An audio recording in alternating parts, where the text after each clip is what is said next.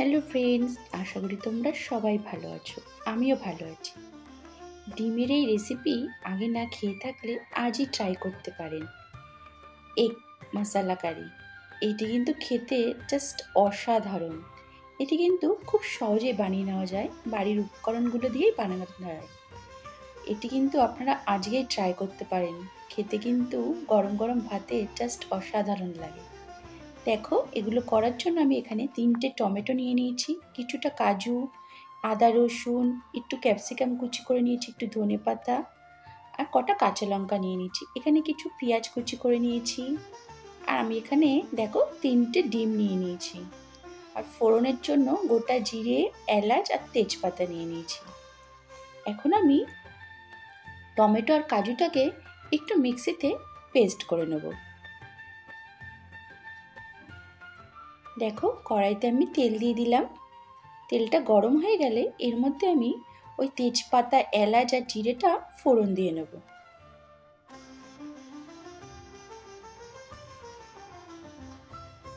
ফোড়ন দিয়ে এটাকে একটুখানি ভালো করে নাড়াচাড়া করব। তারপর কেটে রাখা পেঁয়াজটা আমি এর মধ্যে দিয়ে দেব।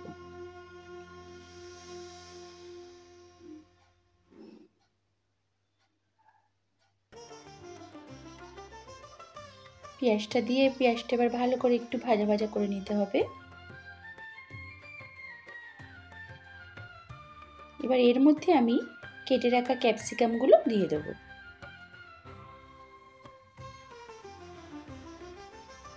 দিয়ে আবার একটু ভালো করে নাড়াচাড়া করব।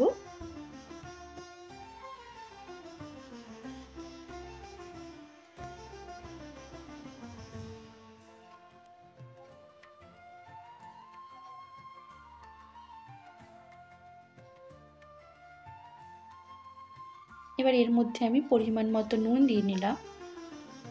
নুনটা দিয়েও ভালো করে একটু নাড়াচাড়া করে নেব।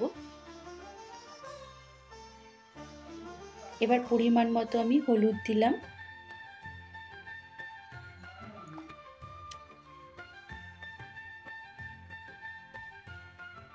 হলুদ দিয়ে এবার পেঁয়াজটাকেও ভালো করে আবার ভাজা ভাজা করব আমি।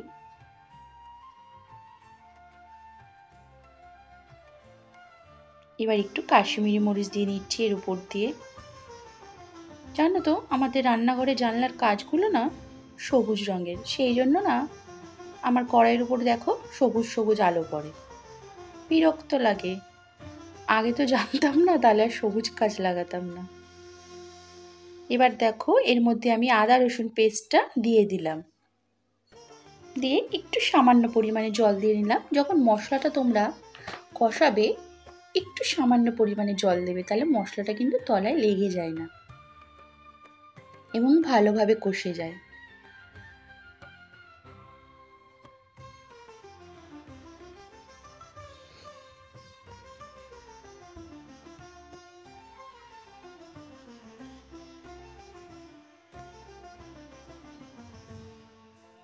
এবার দেখো, এর মধ্যে আমি জিরের গুঁড়ো, ধনের গুঁড়ো দিয়ে নিলাম। দিয়ে আবার ভালো করে আবার কষাতে থাকবো।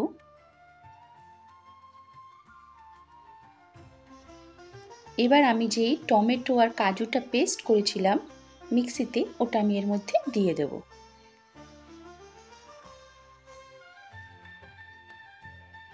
দিয়ে ভালো করে আবার এই মশলাটাও কষাতে হবে। এই রান্নাটা কিন্তু আমি করেছি বলে বলছি না, তোমরা বাড়িতে আজকে ট্রাই করে দেখতে পারো, অসাধারণ লাগে খেতে, অসাধারণ। এবার এর মধ্যে আমি একটুখানি জল দিয়ে নিলাম। জল দিয়ে এটাকে আমি এবার কষাতে থাকবো।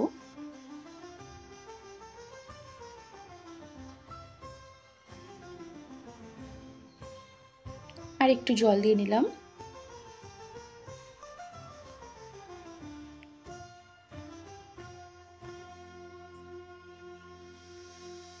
এবার এটা ফোটার জন্য আমি এটাকে ঢেকে দেব। তারপরে দেখো, ঢাকা খুলে দেখো, এটা কিন্তু আমার ফুটে এসছে।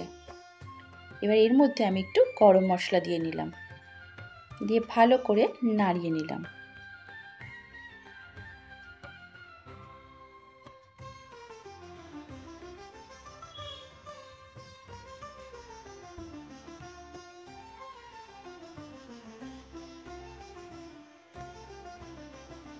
এর উপর দিয়ে আমি একটুখানি ধনেপাতা দিয়ে নিলাম।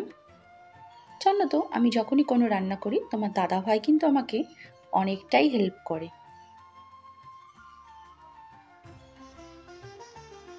ধনেপাতাটা দিয়ে ভালো করে নাড়িয়ে নিলাম।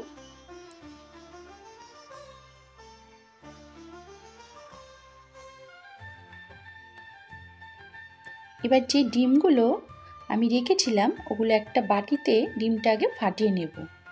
ফাটিয়ে নিয়ে এবার আস্তে করে কিন্তু ছাড়তে হবে, বুঝলে তো? এটা তাড়াতাড়ি করে করলে হবে না। আস্তে করে কড়াইয়ের এক ধার দিয়ে ডিমটা দিয়ে দিলাম। আমি এখানে 3টে ডিম নিয়েছি, তো তোমরা একটা কড়াইতে 4টে ডিম দিতে পারো। দেখো আমি 3টে ডিম 3 দিকে এরম করে করে দিয়ে দিলাম।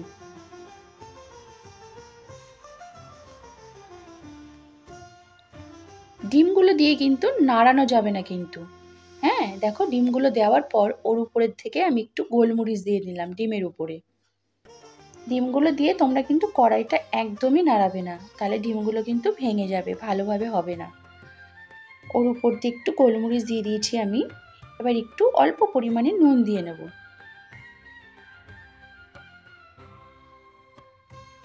দেখো ডিমগুলোর উপর দিয়ে কিন্তু আমি অল্প পরিমাণে নুন দিয়ে নিলাম।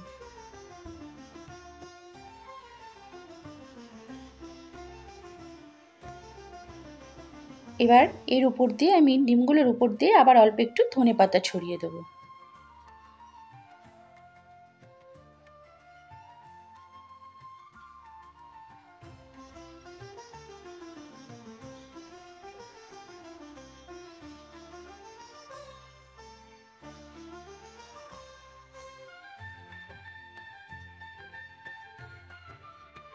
দিয়ে দেখো আমি এখানে কাঁচা লঙ্কা দিয়ে দিলাম 3-4টে।